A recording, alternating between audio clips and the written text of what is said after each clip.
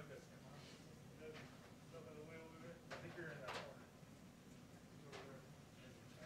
Yeah. He's down there. He's in the wrong spot. Who is it? Olivia? Or Yeah, Oliver? he's in the wrong spot. Oh, right, you're in the wrong spot. You should be over there. You should be there. You're in that spot. I'm supposed to be there. You're supposed to be there. Where's Kenny's supposed to be? Is it good? Yeah, I'm gone for 2 days and this thing all falls apart. I know, same. I think we're good. I think we're good. What's that? I think we're good.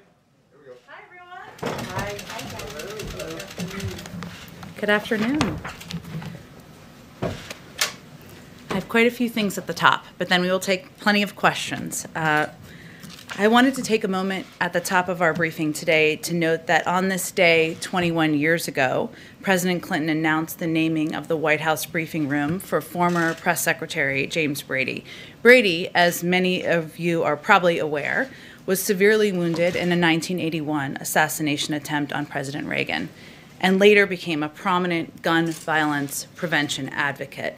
During the campaign, President Biden laid out an ambitious plan to make our community safer. And that's why, in part yesterday, senior members of his team, Domestic Policy Advisor Susan Rice, White House Public Engagement Director Cedric Richmond, hosted a virtual discussion with leaders of gun violence prevention groups to discuss our shared goals. The very gun violence prevention organization named for James Brady was part of that discussion, along with Giffords, Everytown for Gun Safety, and Moms Demand Action. These organizations all have a critical role to play. Gun violence may not be in the headlines today or right now, but gun violence continues to fracture American communities and American families every single day. Last year, we saw a historic spike in homicides across America, and we know gun violence in our cities disproportionately affects Black and brown individuals. Last month, we also saw a near record increase in the number of gun sales. We look forward to working with gun violence survivors and advocates and sharing more in the weeks and months ahead about our efforts to make our communities safer. Also, as many of you are tracking, the President and Vice President met in the Oval Office earlier today with a bipartisan group of senators from the Environment and Public Works Committee, and Transportation Secretary Pete Buttigieg joined virtually to discuss the critical need for investing in modern and sustainable American infrastructure. The President, Vice President, Secretary, and Senators established the mutual understanding that America needs to build new infrastructure across urban and rural areas and create millions of good-paying jobs in the process of supporting the country's economic recovery in the months and years ahead. The President, the Vice President, and the Secretary also shared the administration's view for building sustainable infrastructure that will withstand the impacts of climate change and fuel an American clean energy revolution. As the President has said, and let me just give you a little note on the trip to the NIH today. I told you there were a few things going on. As the President has said many times, this is an administration that will lead with science and the guidance of our health and medical team. He is visiting later this afternoon the NIH. It's an opportunity to visit with and thank the men and women who are on the front lines of the important research happening there. He will also receive an update from Dr. Fauci and Dr. Collins, and he will deliver remarks and provide an update on the ongoing efforts to expand vaccine supply as quickly as possible. Another scheduling note for all of you, we're also pleased to announce that the President will speak on the importance of our transatlantic ties and the need for the United States and Europe to take on global challenges together at a virtual event hosted by the Munich Security Conference on February 19th. For more than 50 years, the Munich Security Conference has been a leading forum for discussing international security policy.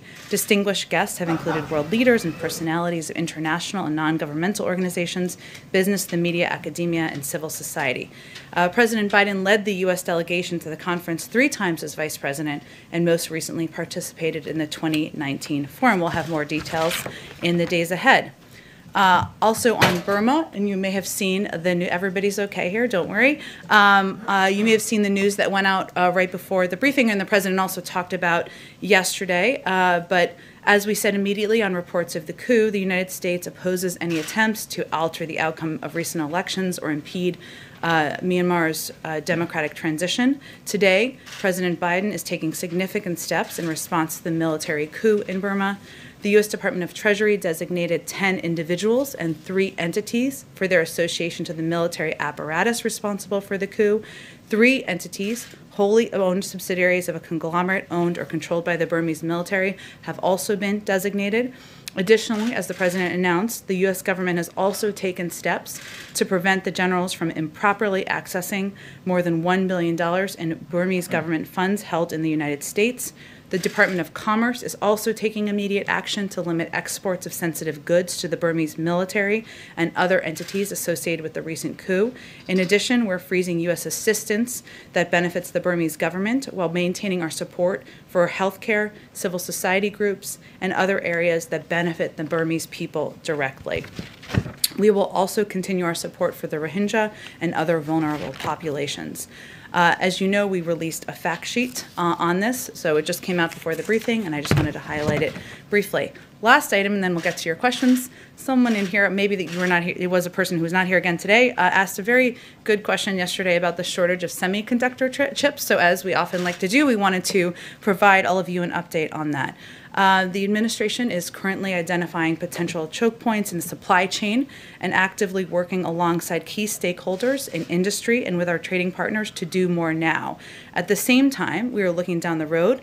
The long-standing issue with short supply of semiconductors, which was the question yesterday, is one of the central motivations for the executive order the president will sign in the coming weeks to undertake a comprehensive review of supply chains for critical goods. The review will be focused on identifying the immediate actions we can take, from improving the physical production of those items in the U.S. to working with allies to develop a coordinated response to the weaknesses and bottlenecks that are hurting American workers. With that, go ahead, Jonathan. Thank you very much. Sure. A couple of topics for you. First, the president earlier today said he spoke to President Xi of China for 2 hours last night, even set aside time for translations. That's an obviously robust phone call. But the readout that was issued by the White House does not mention any discussion of the situation in Burma or trade between the two countries. Were those topics, as well as the origin of COVID-19, discussed? And if so, what was said? Well, it was a lengthy call, as you noted, and as the president noted this morning, and as modern-day historians can certainly confirm that there are few presidents who came into this job with more of a history on engaging with Chinese leadership. The president's, the readout we released last night was also quite robust and comprehensive about the range of issues that were covered during that call. I'm not going to have additional readouts to provide from here, but I can outline for you kind of where we are in the status of our relationship and our efforts as it relates to China. The president wants to lead with a clear and compelling affirmative U.S. policy agenda, take steps to strengthen our own economy. That's something that is a primary focus of his. That means getting the pandemic under control. That means taking steps here to get people back to work. He wants to work with our partners and allies, as you've seen from the readouts we've done from the president's engagement. He wants to take steps across government, as you saw from his visit to the Pentagon yesterday and the review he announced. And he also is committed to being clear and candid in his engagements, as he was last night in his conversation with his lengthy conversation, as you alluded to, with President Xi, where he talked about the fundamental concerns we have about Beijing's coercive and unfair economic practices. That obviously covers a range of issues, the crackdown in Hong Kong, human rights abuses across the country, increasingly assertive actions in the region, including toward Taiwan. So that was the scope of the conversation. If there's more to provide, I'm happy to check with our national security team, but I just wanted to outline for you, given you gave me the opportunity. What was your second question? On the domestic front, on schools, there's been some confusion as to just what the administration's goals are when it comes to reopening schools. Can you clear that up for us? And in particular, can you explain to American parents that just 1 day of a week of in-person school, does that count as schools being open? Why should they be satisfied with that? They shouldn't be. I wouldn't be as a parent. And I am a parent, I should say. I have 2 young kids. And I know many of you have kids as well. The president wants schools to open safely and in accord with science. And we are going to listen to science and medical experts. The CDC guidelines, we expect them to come out tomorrow. We are eager to hear more about the clear science-based guidelines for opening schools and how we can do that safely and how we can keep them open. The president will not rest until every school is open 5 days a week. That is our goal. That is what we want to achieve. But we are going to look forward to seeing and hearing the CDC guidelines to gain a better understanding of what steps that will entail or should entail.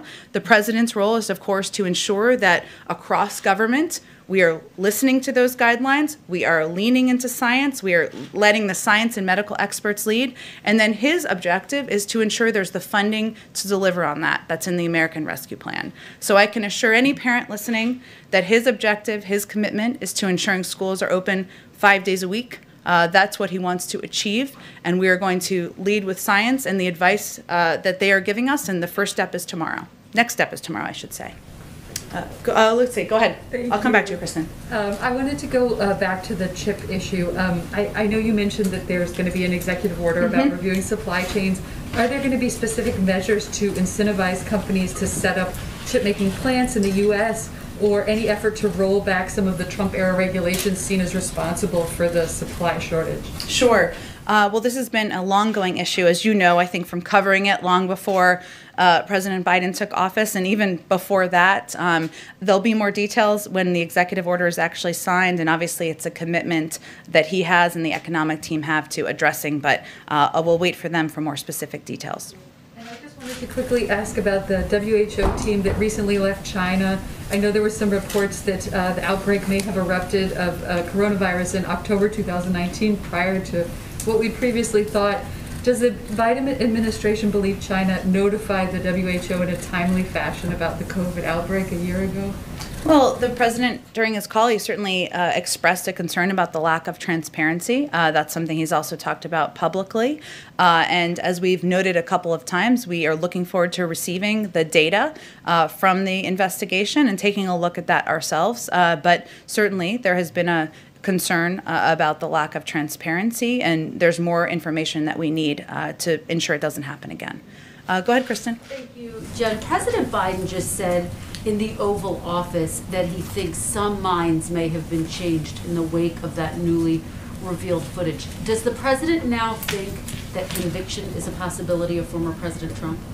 Well, I would say first, Kristen, that I think what he was referencing, and I think the question, did you ask the question? Okay, there you go. So the question, that's what I thought. The question that he was asked was about the video, that you asked him was about the video. And, you know, anyone who watched that video, many of us watched it when our days concluded, and we saw news clips, probably on NBC and other outlets, found it harrowing and deeply disturbing. And, you know, that's certainly how the president felt when he watched it, when he watched some of the clips as he referenced. You know, and he was affected by that. And I think what he was reflecting on was that you know, it was just a reminder of what an unprecedented assault, as he said on January 6th, this was on our democracy. And the footage was just a reminder of how shocked and saddened he was on the day this occurred. It was kind of a reliving of that for many people who has spent as much time as he has in Congress. You know, I think he said, or they may not. You know, he was not intending to give a projection or a prediction, but was just giving a very human and emotional response to what many people did, or many people felt, I should say, when they watched the video. Does the president now think that former President Trump should be convicted, having seen some of the video? Well, Kristen, you know, the president made clear, as he did again this morning when you asked him the question, about the fact that he felt that what happened was an assault on our democracy, that he was shocked and saddened. And again, watching that footage was a reminder of that. But he also knows there's a role for Congress to play and a role for him to play. And his role in this process is to be president of the United States and to govern for all of the American people. Jen, I know he wants to keep the focus on his agenda, but does the president have an obligation to weigh in, given that the whole country is watching what's happening on Capitol Hill? Well, he did weigh in, when you asked him the question this morning, and he weighed in yesterday when he was asked about the proceedings as well. But in the matter of conviction, he hasn't weighed in. Well, the president was in the Senate for 36 years, as you all well know, and he is certainly as an institutionalist who values the role that the Senate plays. So the Senate is serving as a jury to consider the charges. The House, members of the House are certainly presenting that case, many of them very powerfully. He's not on the jury. He's not in the Senate. His role is to be President of the United States, and that's not the role he currently plays. If I could just ask one on masks. We know that there has been some discussion about sending out masks to the American people. Can you tell us where those discussions stand? Will there be a decision this week, and will it be targeted to vulnerable communities, to schools, to other communities? Well, Kristen, we're certainly continue to look for ways to keep the American people safe, and masking, encouraging people to mask up, as the president did during his time not at the Super Bowl, but in his PSA around the Super Bowl, is a priority. It's one of the most effective mitigation steps. Could save 50,000 lives if people were all to mask up across the country. But I don't have any update on the next steps on those reports, on that reported discussion. Go ahead. We'll come back to you. Go ahead. Jen, Go ahead. thank you. Just a quick follow-up on Kristen's questions. Sure. First. When the president said that he thought some minds could be changed, has he had any conversations with senators, particularly wavering Republicans, about where they stand on their vote? That's not the role he's playing. He certainly has had a number of discussions with Democrats and Republicans about the issues he feels it is his responsibility to focus on, which is the American Rescue Plan, putting people back to work, getting the pandemic under control, making sure American families don't have to worry about putting food on the table. That's what he feels his role is. But I think, as I was saying in response to Kristen, you know, it was hard not to watch that video. I think it was for all of us, and not have an emotional reaction. The president has great value and respect for the institution of Congress, for the men and women serving there, not just the elected officials, but the staff. And I think that was what he was reflecting in his comments. And on China, what did the president mean when he said they're going to eat our lunch? What exactly should Americans be worrying about right now with regard to China? Well, I think it was a reflection on the fact that the president is clear-eyed about the challenge that we're facing, and that's the strategic competition with China, and that in order to get on our best footing in that competition, we need to take steps here at home, including making our own workforce more competitive, ensuring we are taking steps to protect our own technology, ensuring that we are working with our partners and allies to do that. And so it's a reflection of our strategy, which is that we are going to get our house in order to come into that competition from a stronger footing, the strongest footing possible, I should say. He outlined his strategy to compete with China, including the trade policy that John was asking about. Will he retain at least some of the Trump administration's trade policy? Well, he is, of course, there's a review of our tariffs and I think trade policies in place that is ongoing from the national security team. But our strategy has played out over the last several weeks, which includes ensuring that we are strengthening our own approach at home, as we've been talking about, strengthening our economy, strengthening our workforce. That is how we can compete from a position of strength, working with our partners and allies, and in all of the conversations with Europeans, with allies in the region, China, and the relationship with China has been a pivotal part of those conversations. So that's also part of our strategy. And then also you saw some of it play out yesterday in the review he announced at the Pentagon. So it is currently playing out, but we are not in a rush. And we are 3 weeks in, and our team is taking a very strategic approach to our relationship. Go ahead. Thanks, I'm Jen. sorry, I said I'd go to you first. I'll go to you next. Go ahead. Okay, thanks. I just wanted to ask you about 3 topics. First being the Federal Reserve. Has President Biden spoken yet to Jay Powell, and how does he think the Federal Reserve Chair is doing his job?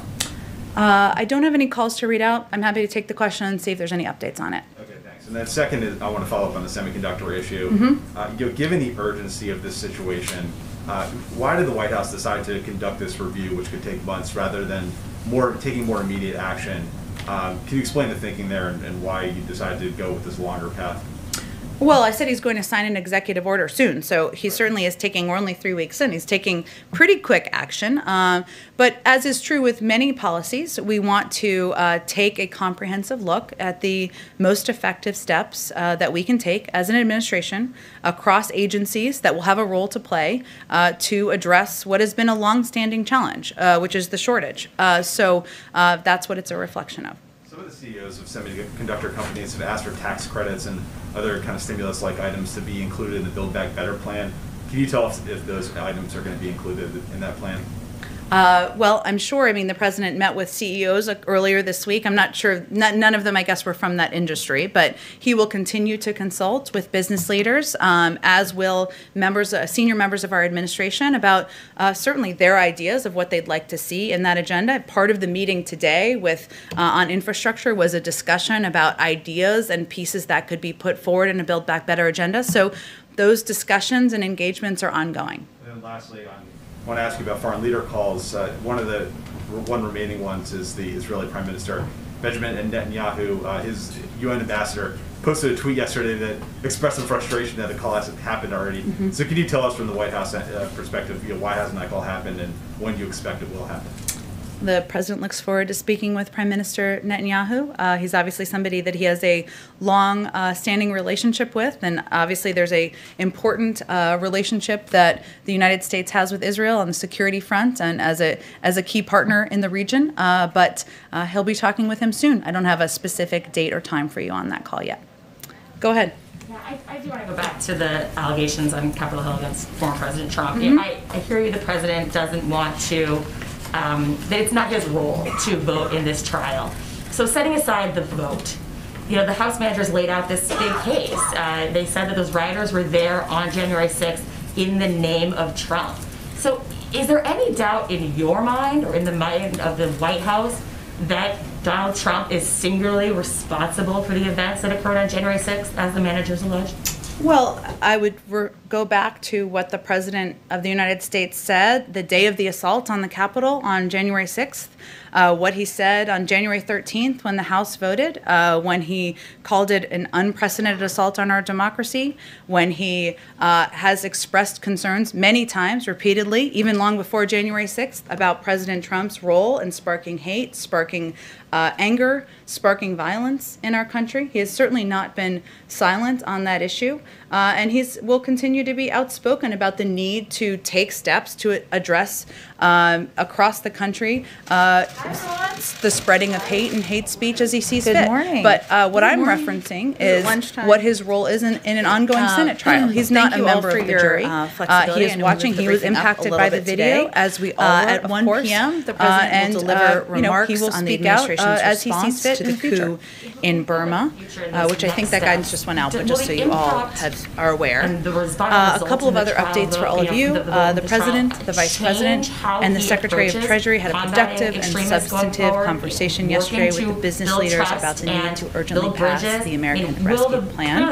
The group discussed the importance of getting direct assistance to families who are suffering, and there was consensus that getting immediate help to the American people to do a review of domestic violence and extremism in the country. That's a review that was announced the first week he took office. No one who makes minimum wage he certainly has been outspoken about the business leaders shared the experiences of their own workforces and discovered outspoken about that for certainly the challenges their employees and customer base again he was impacted by the video as a human being caused by the and he is confident the group agreed to work together moving forward. The impeachment managers and others will play, and he will focus on his job, and he expects they will make life better for working families across the country. Another scheduling update for all of you: this Friday, President Biden will continue his engagement around the American Rescue Plan by meeting with a bipartisan group of mayors and governors here at the White House to discuss the vital need to get more support to their communities and to those on the front lines of this fight. One of the challenges we have is that the data is $350 billion in support as it relates to schools that are open or not open, how hybrid learning is impacting public health workers, teachers, and other public servants the Department of Education to do is to do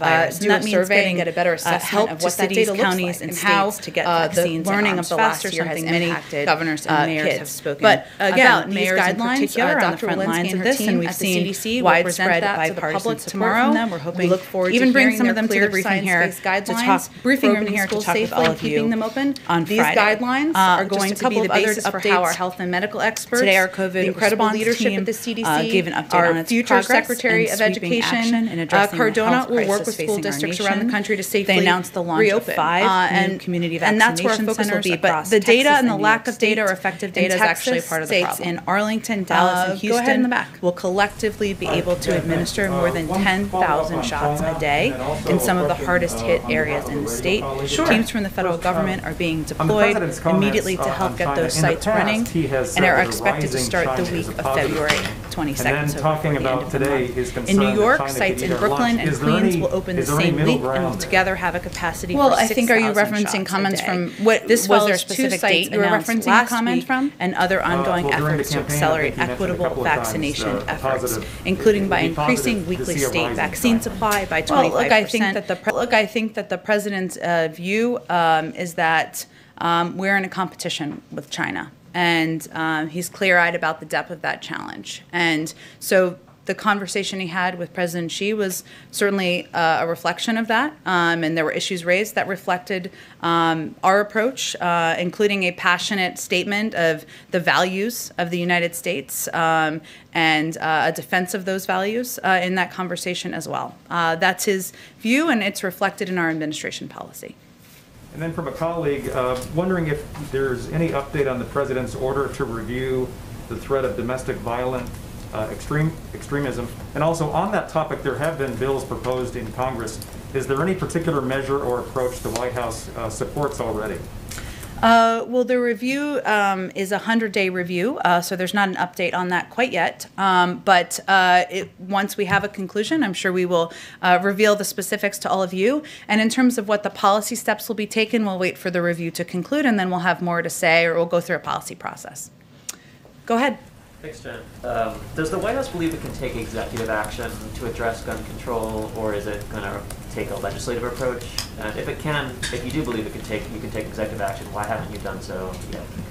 Well, first I will say that, the president addressing gun violence in the country and putting in place additional safety measures is something that the president has a personal commitment to, and his history on this issue is evidence of that. He's obviously taken on the NRA twice and won, and he is happy and eager to do that in the future.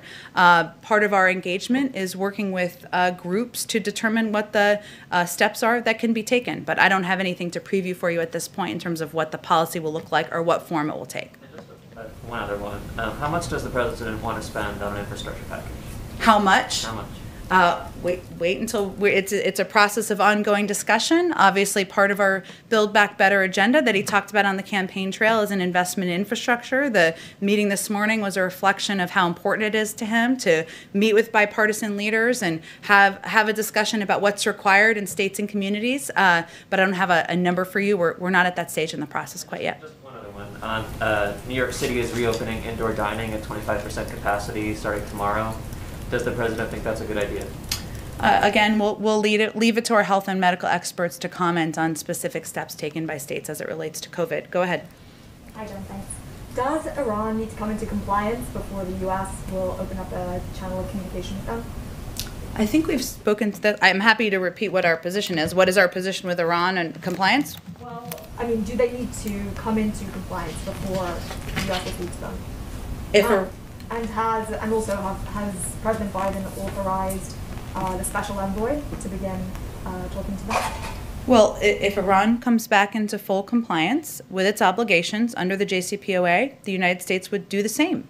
So that is certainly the first step that would be required. Okay, so they need to return to compliance before any conversations will.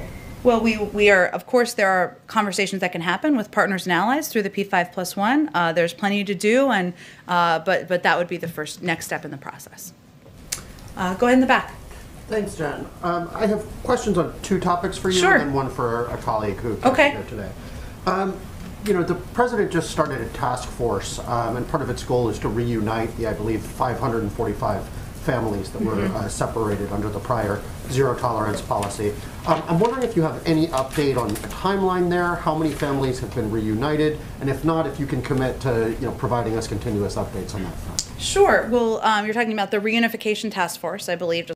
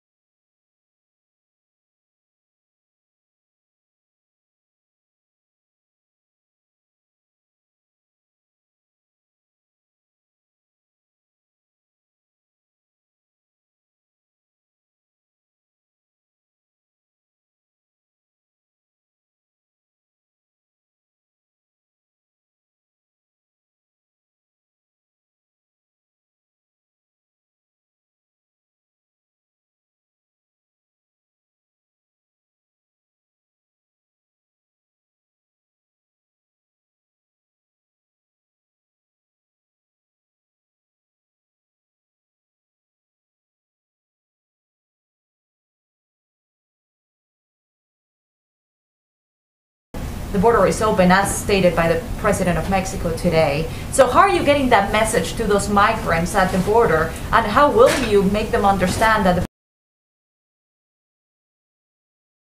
for every opportunity we can, of course, from the President to the Secretary of Homeland Security to the Secretary of State, to communicate where we stand, which is that the President, our entire administration, are committed to digging out of the immoral approach to immigration of the prior administration. But it is going to take some time, and we need to put in place not only a comprehensive approach to immigration by passing a law that will help address the root causes that in the countries that are leading people to come to the try to come to the United States, that puts smart security, funds smart security at the border, that provides a pathway to citizenship. But we also need some time to review all of the detrimental steps that were put in place by the prior administration so that we can put a more humane system in place. But are you concerned in any way that as people are seeing the images of migrants being released into the interior, they just get encouraged to come to the U.S., try and cross illegally so that they have the same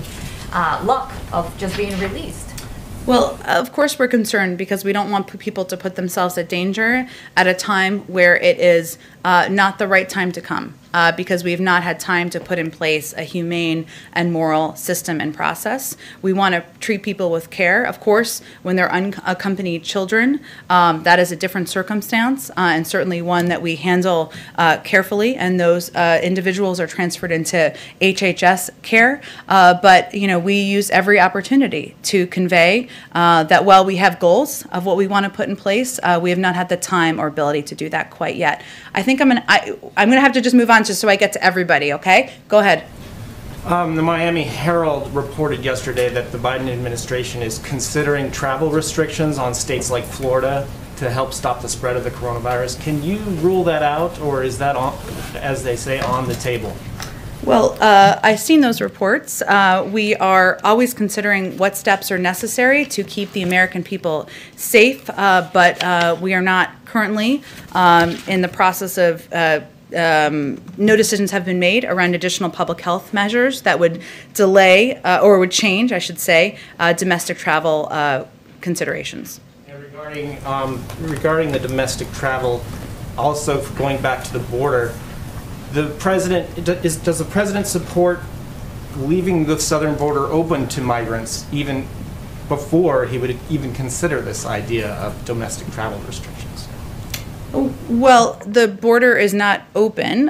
We are. Well, there are several reports of migrants crossing the border, and several local Texas health officials have expressed concerns that there are migrants coming over the border who have not been tested by the authorities. Well, let me reiterate what I've done in here. I know different people are in here different days, so I'm certainly happy to do it again. First, the majority of people who come to the border are turned away, and we are enforcing our laws at the border, but we are also doing it or attempting to do it in a humane way. And so this is not, again, the time to come. We have, of course, I would refer you to DHS and CBP, who can outline more specifics. But when long-term holding solutions are impossible due to COVID-19 capacity limitations or other reasons, some migrants are processed for removal, provided a notice to appear, and wait within the U.S. to await an immigration hearing. These have been incredibly narrow and limited circumstances in which they've happened recently. And I'd certainly send you to the Department of Homeland Security for more specifics and numbers and data, which they're just more equipped to provide. Would you agree that it's humane to sort of institute mandatory testing for these migrants that are being released? Again, I would send you to them to give more outlines of the numbers and the specifics of what actions are taken at the border, and I'm sure they're happy to answer your questions. And just to follow up, the president spoke with the president of China, Xi Jinping, and said that he addressed the human rights abuses. Does the president support American companies doing business in China to express the same reservations about those abuses? I'm sorry, can you tell me a little bit more about your question? All right. So the president was happy to bring up the problems with China and human rights. And does the president support companies, American companies, doing business in China? Does he support them doing the same thing as they do business in China? Does he support them speaking out about human rights abuses, or? Yes, human rights abuses in China. Oh. There's been some reluctance by American companies to address this issue because they're doing business in China. Does the president support them? The president's been outspoken, as he was in his conversation with the president of China about American values. He also made a point of conveying to President Xi that overturning the Muslim ban was one of the first steps that he took as president. So he is leading by example, and I will leave it at that. Okay. Would he want to lead by example for American companies? Does he want to? Should he start that same message for American companies? He's the president of the United States. He's conveying what he feels our values are, and he conveys that to anyone he has conversations with, whether it's publicly or privately, to companies or to leaders of other countries. Go ahead. I know you said that a vast majority of immigrants right now are being turned away, but do you have examples of who isn't being turned away? I know you mentioned children. Are there any other sort of cases that you're looking into? Sure. Well, I gave the example of children because there had been some questions certainly about that in the past, and I wanted to be clear about our policy and what our approach is. I don't think I have other specific examples for you other than to suggest you talk to the Department of Homeland Security. I'm sure they could provide more for you if those are available. But again, I think it's important for us to convey that the majority, this is not the time to come, and that the vast majority of people are turned away at the border, and we are committed to putting in place a moral and a humane system and process, but we are also digging out of 4 years of detrimental policies as it relates to immigration, and that's going to take some time. Go ahead in the back. Thank you, Jen. I have 2 questions, maybe 3 if you allow. Okay. So the first one is just a few days after you criticized from this podium Nord Stream 2, Russia resumed construction of the pipeline, and German government continues to defend the project. German president even called it the last bridge between Europe and Russia. Do you have an update on President Biden's position on Nord Stream 2? I don't have an update. It remains what we discussed last week or the week before? 2 weeks. 2 weeks. Okay, 2 weeks ago. He has the same position. Yes. Okay, so another one is on the European Union reportedly is preparing sanctions in response to jailing Alexei Navalny by Russia. Is the United States involved in those talks on sanctions, and what's President Biden's position on punishing Russia for Navalny's arrest? Well, there is an ongoing review that has been tasked to the national security team of the problematic actions of Russians, including the poisoning of Alexei Navalny. And the President of the United States reiterated that focus and his concerns about that, as well as the SolarWinds breach, reports of engagement in the 2020 election, and, of course, bounties on the heads of U.S. troops when he spoke with President Putin. And in our engagements, his engagements and engagements at all levels with our European partners, certainly the issue of coordination and working together as it relates to the problematic actions of Russia is a topic of conversation. But that review is ongoing as it relates to our U.S. policy, so we'll wait for it to conclude before making any policy announcements. But I'm talking about Navalny's jailing, not poisoning.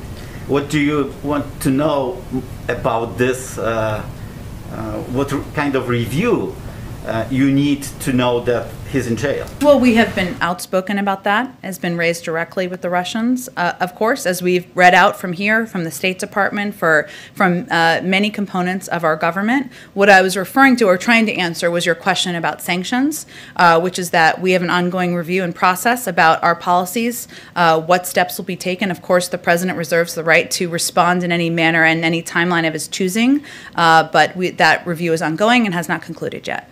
If I can. Go ahead.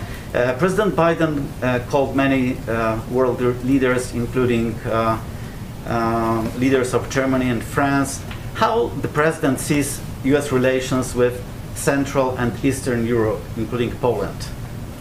How does he see the relationship? Yeah, the future of these relations. Well, the president has only made, of course, not an unlimited number of calls, as was noted earlier in the briefing, and there will be more calls ahead in terms of the specific priorities as it relates to our relationship with Poland. I'm happy to connect you with someone more directly to discuss that. Go ahead in the back. Yes, there's been a lot of concerns about recent postal delays, and I know the president campaigned on improving the postal service. Does he want to see the removal of Postmaster General Louis DeJoy, and is he doing anything to make that happen? Well, as I understand the process, it can only be done by the board members, and there are 4 openings or 4 vacancies at this point in time, so those would need to be filled and addressed, but they're the individuals who would have a role in determining the future of Mr. DeJoy. Is that something that he would be interested in, making a priority as the board is selected? Naming the member of the boards? Naming members who want to see a new Postmaster General? I don't have any personnel announcements or specifics of the determinations of I should say the factors that are playing into those decisions, but the president stands by his concerns about what happened last fall and improvements he'd like to see at the post office. Postal Service. Thank you, everyone.